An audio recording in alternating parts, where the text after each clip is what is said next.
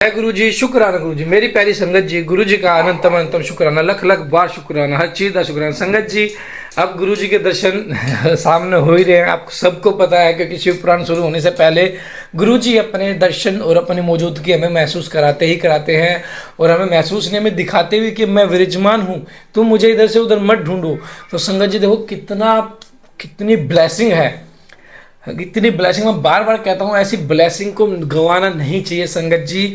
ऐसी ब्लेसिंग को गंवाना में आप कुछ भी माइंड में थॉट मत लेके आओ कि यूट्यूब पे आ रही है वीडियो ऐसा है वैसा है, कोई भी थॉट मत लेके आओ। ये जो ब्लेसिंग मिल रही है ना, ये बहुत किस्मत से मिलती है। कई संगत तो ऐसी है जो सत्संग अटेंड नहीं कर पा रही, कई सत्संग तो ऐसे जिन्हें शिव पुराण सुनने को नहीं मिल रही, कई संगत तो ऐसे जो बड़े मंदिर नहीं आ पा रही, काफ़ी संगत ऐसे जो डुगरी मंदिर नहीं जा पा रही, काफ़ी संगत ऐसी है जो गुरु जी के स्वरूप नहीं मिल पा रहे, स्वरूप के लिए तरस रहे। संगत जी काफ़ी संगत ऐसी है जो गुरु जी के दर्शन को तरस रहे हैं, और गुरु जी शिव पुराण शुरू होने से पहले हमें डेली दर्शन देते हैं, लेकिन हम उस दर्शन को नहीं ले रहे। तो संगत जी हम मूर्ख हैं, मैं अपने आप को भी शामिल करके बोल रहा हूँ संगत जी, हम मूर्ख हैं जो ऐसी चीज़ को इग्नोर कर रहे हैं। संगत जी ये सेवा क्यों हो रही है? ये सेवा आप लोगों के लिए ही तो हो रही है। संगत जी देखो, हम तो सेवा कर रहे हैं, हम तो डेली शिव पुराण सुन रहे हैं, डेली गुरु जी के दर्शन पा रहे हैं। कि आज के पाठ में संगत जी यही बताया गया है, जब सृष्टि से पूरी सृष्टि में अंधकार छा गया था, सूर्य नारायण भगवान, चंद्रमा भगवान बिल्कुल भी नज़र नहीं आ रहे थे, बहुत पीड़ा के साथ बाद में यह दोबारा जीवन शैली बनी है इस जीवन में। तो गुरुजी ने कहा है कि मैंने 10 हिस्से दिए हैं, 10 में से एक हिस्सा मेरा है, 24 घंटे में से एक हिस्सा मेरा है जिसे तुम मुझे याद करने में लगाओगे, बाकी 9 हिस्से तुम्हारे। ऐश करो, अपनी ज़िंदगी को जियो, अपने कर्म अच्छे रखो, गुरुजी को मानो, मंत्र जाप करो, जपजी साहिब का पाठ करो। हमने जपजी साहिब का पाठ की भी सेवा करवा रखी है, एक बार और लाइव होने वाला है, एक आंटी जी ने और की थी, उनका भी शायद 11 तारीख को लाइव हो जाएगा सुबह। तो संगत जी देखो कितनी ब्लेसिंग्स हैं। सुखमनी साहिब का पाठ भी है, शिव चालीसा भी कल आपके लाइव हो जाएगी, आज लाइव होगी सुबह 7 बजे, जो कि विद मीनिंग के साथ है। हनुमान चालीसा भी मीनिंग के साथ है। और संगत जी एक दिव्य आभा करके गुरुजी ने एक बुक्स लिखवाई थी, जिसमें गुरुजी के सत्संग हैं, ऐसे सत्संग हैं जो आज तक किसी संगत में नहीं सुने होंगे संगत जी, वो हमारे चैनल पे लाइव होने शुरू हो जाएंगे। और 13 होली के नेक्स्ट डे यानी कि 15 मार्च से वो सुबह सुबह लाइव होने शुरू हो जाएंगे 7 बजे। वो एक आंटी जी सेवा कर रही है, आंटी जी को बहुत ब्लेसिंग देंगे, गुरु जी बहुत ब्लेस करे। आइए पाठ को शुरू करते हैं गुरु जी के मंत्र जाप से। ओम नमः शिवाय, शिव जी सदा साई, ओम नमः शिवाय, गुरु जी सदा साई, जय गुरु जी। जय गुरु जी। नारद जी का शिव तीर्थों में भ्रमण, शिव गणों को सौंपा उद्धार की बात बताना तथा ब्रह्मलोक में जाकर ब्रह्मा जी से शिव तत्व के विषय में प्रश्न करना। सूत जी कहते हैं, महर्षियों, भगवान श्री हरि के अंतर ध्यान हो जाने पर मुनि श्रेष्ठ नारद शिवलिंगों का भक्तिपूर्वक दर्शन करते हुए पृथ्वी पर विचरने लगे। ब्राह्मणों भूमंडल पर घूम फिर कर उन्होंने भोग और मोक्ष देने वाले बहुत से शिवलिंगों का प्रेम पूर्वक दर्शन किया। दिव्यदर्शी नारद जी भूतल के तीर्थों में विचर रहे हैं और इस समय उनका चित्त शुद्ध है। यह जानकर वे दोनों शिवगण उनके पास गए। वे उनके दिए हुए शाप से उद्धार की इच्छा रखकर वहां गए थे। उन्होंने आदरपूर्वक मुनि के दोनों पैर पकड़ लिए और मस्तक झुकाकर भरी भांति प्रणाम करके शीघ्र ही इस प्रकार कहा। शिवगण बोले, ब्राह्मण, हम दोनों शिव के गण हैं। मुने, हमने भी आपका अपराध किया है। राजकुमारी श्रीमती के स्वयंवर में आपका चित्त माया से मोहित हो रहा था। उस समय परमेश्वर की प्रेरणा से आपने हम दोनों को शाप दे दिया। वहाँ कुसुमय जानकर हमने चुप रहना ही अपनी जीवन रक्षा का उपाय समझा। इसमें किसी का दोष नहीं है, हमें अपने कर्म का ही फल प्राप्त हुआ है। प्रभु, अब आप प्रसन्न होइए और हम दोनों पर अनुग्रह कीजिए। नारद जी ने कहा कि आप दोनों महादेव जी के गण हैं और सत्पुरुषों के लिए परम सम्मानीय हैं, अतः मेरे मोहरहित एवं सुखदायक यथार्थ वचन को सुनिए। पहले निश्चय ही मेरी बुद्धि भ्रष्ट हो गई थी, बिगड़ गई थी और मैं सर्वथा मोह के वशीभूत हो गया था, इसलिए आप दोनों को मैंने शाप दे दिया है। शिव गुणों, मैंने जो कुछ कहा है वैसा ही होगा, तथापि मेरी बात सुनिए। मैं आपके लिए शाप उद्धार की बात बता रहा हूँ। आप लोग आज मेरे अपराध को क्षमा कर दे। मुनिवर विश्रवा के वीर्य से जन्म ग्रहण करके आप संपूर्ण दिशाओं में प्रसिद्ध राक्षस राज का पद प्राप्त करेंगे और बलवान वैभव से युक्त तथा परम प्रतापी होंगे। समस्त ब्रह्मांड के राजा होकर शिव भक्त एवं जितेंद्रिय होंगे और शिव के ही दूसरे स्वरूप श्री विष्णु के हाथों मृत्यु पाकर फिर अपने पद पर प्रतिष्ठित हो जाएंगे। सूत जी कहते हैं, महर्षियों, महात्मा नारद मुनि की यह बात सुनकर वे दोनों शिवगण प्रसन्न हो सानंद अपने स्थान को लौट गए। श्री नारद जी भी अत्यंत आनंदित हो अनन्य भाव से भगवान शिव का ध्यान तथा शिव तीर्थों का दर्शन करते हुए बारंबार भूमंडल में विचरने लगे। अंत में वे सब के ऊपर विराजमान शिव प्रिया काशीपुरी में चले गए, जो शिव स्वरूपिणी एवं शिव को सुख देने वाली है। काशीपुरी का दर्शन करके नारद जी तीर्थार्थ हो गए। उन्होंने भगवान काशीनाथ का दर्शन किया और प्रेम एवं परमानंद से युक्त हो उनकी पूजा की। काशी का सानंद सेवन करके वे मुनि श्रेष्ठ कृतार्थ का अनुभव करने लगे और प्रेम से विहल हो उनका नमन वर्णन तथा समन करते हुए ब्रह्मलोक को गए। निरंतर शिव का समन करने से उनकी बुद्धि शुद्ध हो गई थी। वहां पहुंचकर शिव तत्व का विशेष रूप से ज्ञान प्राप्त करने की इच्छा से नारद जी ने ब्रह्मा जी को भक्ति पूर्वक नमस्कार किया और नाना प्रकार के स्त्रोतों द्वारा उनकी स्तुति करके उनसे शिव तत्व के विषय में पूछा। उस समय नारद जी का हृदय भगवान शंकर के प्रति भक्ति भाव से परिपूर्ण था। नारद जी बोले, ब्रह्मण पर ब्रह्म परमात्मा के स्वरूप को जानने वाले पितामह जगत प्रभु, आपकी कृपा प्रसाद से मैंने भगवान विष्णु के उत्तम महात्मा का पूर्णतः ज्ञान प्राप्त किया है। भक्ति मार्ग, ज्ञान मार्ग, अत्यंत दुस्तर, तपो मार्ग, दान मार्ग तथा तीर्थ मार्ग का भी वर्णन सुना है, परंतु शिव तत्व का ज्ञान मुझे अभी तक नहीं हुआ है। मैं भगवान शंकर की पूजा विधि को भी नहीं जानता। अतः प्रभु, आप क्रमशः इन विषयों को तथा भगवान शिव के विविध चरित्रों को तथा उनके स्वरूप तत्व, पाकट्य, विवाह, रास्ते, धर्म सब मुझे बताइए। निष्पाप पितामह, ये सब बातें तथा और भी जो आवश्यक बातें हैं उन सब का आपको वर्णन करना चाहिए। प्रजानाथ शिव और शिवा के आविर्भाव तथा विवाह का प्रसंग विशेष रूप से कहिए तथा कार्तिकेय जन्म की कथा भी मुझे सुनाइए। प्रभु, पहले बहुत लोगों से मैंने ये बात सुनी है किंतु तृप्त नहीं हो सका हूँ, इसलिए आपकी शरण में आया हूँ। आप मुझ पर कृपा कीजिए। अपने पुत्र नारद की यह बात सुनकर लोक पितामह ब्रह्मा वहाँ इस प्रकार बोले, महाप्रलय काल में केवल सद ब्रह्म ही सत्ता का प्रतिपादन उस निर्गुण निराकार ब्रह्म से ईश्वर रूप सदाशिव का प्रकट, सदाशिव द्वारा स्वरूप भूता शक्ति अंबिका का प्रकटीकरण, उन दोनों के द्वारा उत्तम नक्षत्र काशी या आनंदवन का प्रादुर्भाव, शिव के वामांग से परम पुरुष का आविर्भाव तथा उनके सका से प्राकृत तत्वों की कर्मशः उत्पत्ति का वर्णन। ब्रह्मा जी ने कहा कि ब्रह्मानंद देव शिरोमणि, तुम सदा समस्त जगत के उपकार में ही लगे रहते हो। तुमने लोगों के हित की कामना से यह बहुत उत्तम बात पूछी है, जिसके सुनने से संपूर्ण लोगों के समस्त पापों का अक्षय हो जाता है। इस अनामय शिव तत्व का मैं तुमसे वर्णन करता हूँ। शिव तत्व का स्वरूप बड़ा ही उत्कृष्ट और अद्भुत है। जिस समय समस्त चराचर जगत नष्ट हो गया था, सर्वत्र केवल अंधकार ही अंधकार था। न सूर्य दिखाई देते थे, न चंद्रमा, अन्य ग्रहों और नक्षत्रों का भी पता नहीं था। न दिन होता था, न रात। अग्नि, पृथ्वी, वायु और जल की भी सत्ता नहीं थी। प्रधान तत्व अव्याकृत प्रकृति से रहित सुना आकाश मात्र शेष था।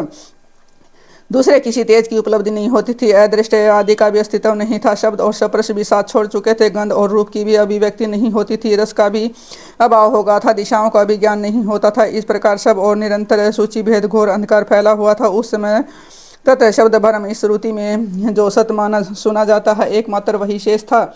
जब यह वह ऐसा जो इत्यादि रूप से निर्दिष्ट होने वाला भावात्मक जगत नहीं था, उस समय एकमात्र वह सत ही शेष था, जिसे योगीजन अपने हृदय आकाश के भीतर निरंतर देखते हैं। वह सतत्व मन का विषय नहीं है। वाणी की भी वहाँ तक कभी पहुँच नहीं होती।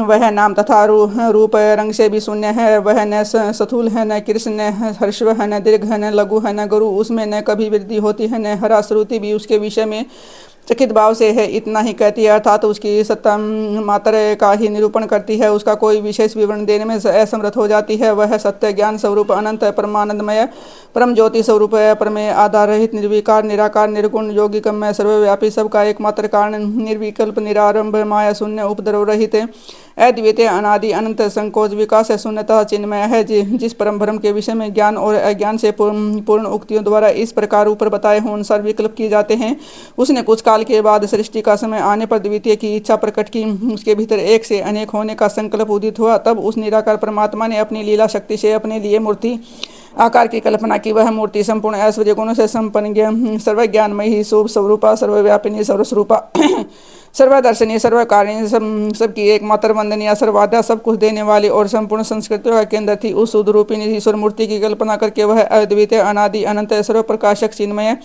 सर्वव्यापी और अविनाशी परब्रह्म अनहरित हो गया। जो मूर्ति रहित परब्रह्म है, उसी की मूर्ति भगवान सदाशिव है।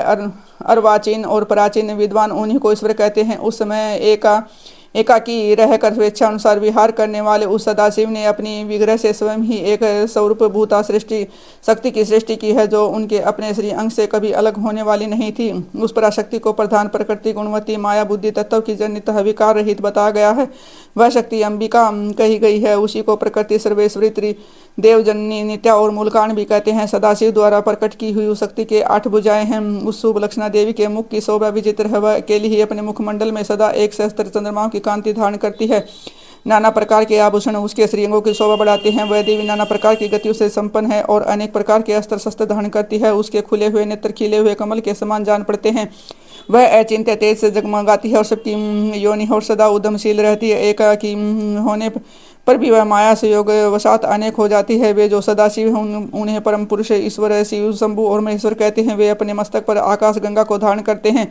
उनके बाल देश में चंद्रमा शोभा पाते हैं। उनके 5 मुख और प्रत्येक मुख में 3-3 नेत्र हैं। उनका चित्त सदा प्रसन्न रहता है। वे 10 भुजाओं से युक्त और त्रिशूलधारी है। उनके श्रीअंगों की प्रभा कर्पूर के समान श्वेत गौर है। वे अपने सारे अंगों में भस्म रमाए रहते हैं। उसके उन काल रूपी वर्मा ने एक ही शक्ति के साथ शिवलोक नामक क्षेत्र का निर्माण किया है। उस उत्तम क्षेत्र को ही काशी कहते हैं। वह परम निर्वाण या मोक्ष का स्थान है जो सबके ऊपर विराजमान है। वे प्रियतम रूप शक्ति और शिव जो परमानंद स्वरूप है उस मनोरम अक्षत्र में नित्य निवास करते हैं। काशीपुरी परमानंद रूपिणी मुने शिव और शिवा ने प्रलय काल में भी कभी उस अक्षत्र को अपने सानिध्य से मुक्त नहीं किया, इसलिए विद्वान पुरुष उसे अविमुक्त अक्षत्र के नाम से भी जानते हैं। वह अक्षत्र आनंद का हेतु है, इसलिए पिनाकधारी शिव ने पहले उसका नाम आनंदवन रखा था। उसके बाद वह अविमुक्त के नाम से प्रसिद्ध हुआ। देवर्षि एक समय में उस आनंद वन में रमण करते हुए शिव और शिवा के मन में यह इच्छा हुई कि किसी दूसरे पुरुष की भी सृष्टि करनी चाहिए, जिस पर वह सृष्टि संचालन का महान भार रखकर हम दोनों केवल काशी में रहकर इच्छानुसार विचरे और निर्वाण का धारण करें। वही पुरुष हमारे अनुग्रह से सदा सबकी सृष्टि करे, पालन करे और वही अंत में सबका संहार भी करे। चित्त एक समुद्र के समान है जिसमें चिंता की उताल तरंगे उठ उठ कर इसे चंचल बनाए रहती हैं। इसमें सत्व गुण रूपी तत्व, तमो गुण रूपी ग्रह और रजोगुण रूपी मूंग भरे हुए हैं। इस विशाल चित्त समुद्र को संकुचित करके हम दोनों उस पुरुष के प्रसाद से आनंद कानन में सुख पूर्वक निवास करें। वह आनंद वन वह स्थान है जहाँ हमारी मनोवर्ती सब ओर से सिमट कर इसी में लगी हुई है, जिसके बाहर का जगत चिंता से आतुर प्रतीत होता है। ऐसा निश्चय करके शक्ति सहित सर्वव्यापी परमेश्वर शिव ने अपने वाम भाग के 10वें अंग पर अमृत मल दिया। फिर तो वो वहाँ से एक पुरुष प्रकट हुआ जो तीनों लोकों में सबसे अधिक सुंदर था। वह शांत था, उसमें सत्व गुण की अधिकता थी तथा वह गंभीरता का अथाह सागर था। मुने अक्षमा नामक गुण से युक्त इस पुरुष के लिए ढूंढने पर भी कहीं कोई उपमा नहीं मिलती थी। उसकी कांति इंद्र नीलमणि के समान श्याम थी। उसके अंग अंग से दिव्य शोभा छिटक रही थी और नेत्र पर फूल कमल के समान शोभा पा रहे थे। श्रीअंगों पर सुवर्ण की इसी कांति वाले 2 सुंदर रेशमी पीताम्बर शोभा दे रहे थे। किसी से भी पराजित न होने वाला वह वीर पुरुष अपने प्रचंड भुज दंडों से सुशोभित हो रहा था। तदंतर उस पुरुष ने परमेश्वर शिव को प्रणाम करके कहा, स्वामिनी मेरे नाम निश्चित किए और काम बताइए। उस पुरुष की यह बात सुनकर महेश्वर भगवान शंकर हंसते हुए मेघ के समान गंभीर वाणी में उनसे बोले। शिव ने कहा कि वत्स व्यापक होने के कारण तुम्हारा विष्णु नाम विख्यात है। इसके सिवा और भी बहुत से नाम होंगे जो भक्तों को सुख देने वाले होंगे। तुम स्थिर उत्तम तप करो क्योंकि वही समस्त कार्यों का साधन है। ऐसा कहकर भगवान शिव ने सवास मार्ग से श्री विष्णु को वेदों का ज्ञान प्रदान किया। तदंतर अपनी महिमा से कभी च्युत न होने वाले श्री हरि भगवान शिव को प्रणाम करके बड़ी भारी तपस्या करने लगे और शक्ति सहित परमेश्वर शिव भी पार्षद गणों के साथ वहां से अदृश्य हो गए। भगवान विष्णु से सुदीर्घ काल तक बड़ी कठोर तपस्या की। तपस्या के परिश्रम से युक्त भगवान विष्णु के अंगों से नाना प्रकार की जलधाराएं निकलने लगी। यह सब भगवान शिव की माया से संभव हुआ है। महामुनि इस जल से सारा सोना आकाश व्याप्त हो गया। वह परम रूप जल अपने स्पर्श मात्र से सब पापों का नाश करने वाला सिद्ध हुआ। उस समय थके हुए परम पुरुष विष्णु ने स्वयं उसे जल में शयन किया। वे दीर्घ काल तक बड़ी प्रसन्नता के साथ उसमें रहे। नार अर्थात जल में शयन करने के कारण ही उनका नारायण इस श्रुति सम्मत नाम प्रसिद्ध हुआ। उस समय उन परम पुरुष नारायण के सिवा कोई दूसरी प्राकृत वस्तु नहीं थी। उसके बाद ही उन महात्मा नारायण देव से यथा समय यही तत्व प्रकट हुए। महामते विद्वान मैं उन तत्वों की उत्पत्ति का प्रकार बता रहा हूँ। सुनो, प्रकृति से महत्व तो प्रकट हुआ और महत्व से तीनों गुण। इन गुणों के भेद से त्रिविध अहंकार की उत्पत्ति हुई और अहंकार से 5 तन्मात्राएं हुई और उन तन्मात्राओं से 5 भूत प्रकट हुए। उसी समय ज्ञानेंद्रियों और कर्मेंद्रियों का भी प्रादुर्भाव हुआ। मुनि श्रेष्ठ, इस प्रकार मैंने तुम्हें तत्वों की संख्या बताई है। इनमें से पुरुषों को छोड़कर शेष सारे तत्व प्रकृति से प्रकट हुए हैं, इसलिए सब के सब जड़ हैं। तत्वों की संख्या 24 है। उस समय एकाकार हुए 24 तत्वों को ग्रहण करके वे परम पुरुष नारायण भगवान शिव की इच्छा से ब्रह्म रूप जल में सो गए। जय गुरु जी, शुक्राना गुरु जी, संगत जी, गुरु जी का अंतम शुक्राना। संगत जी, लोग कितनी बात जानी। जब समस्त सृष्टि अंधकार से छा गई थी, जब समस्त सृष्टि बना तो चंद्रमा दिखाई दे रहे थे, ना ही सूर्य नारायण भगवान दिखाई दे रहे थे। तो किस तरह आदि शक्ति में भगवान ने मिलकर इसको दोबारा से वहाँ पे जीवन शैली बनाई, फिर से नई जीवन का प्रमाण किया। इसी तरह संगत जी, गुरु जी हमारे जीवन का प्रमाण करते हैं। सारे बुरे कर्मों को काट के हमें नए कष्टों, नए जीवन शैली में प्रवेश करते हैं। उसमें अगर हम बुरे कर्म करते हैं तो हमारी तरफ आएंगे ही आएंगे। तो पाठ को एंड तक शुरू सुने। जय गुरु जी, शुक्राना गुरु जी। ओम नमः शिवाय। शिव जी सदा साई। ओम नमः शिवाय। गुरु जी सदा साई। जय गुरु जी।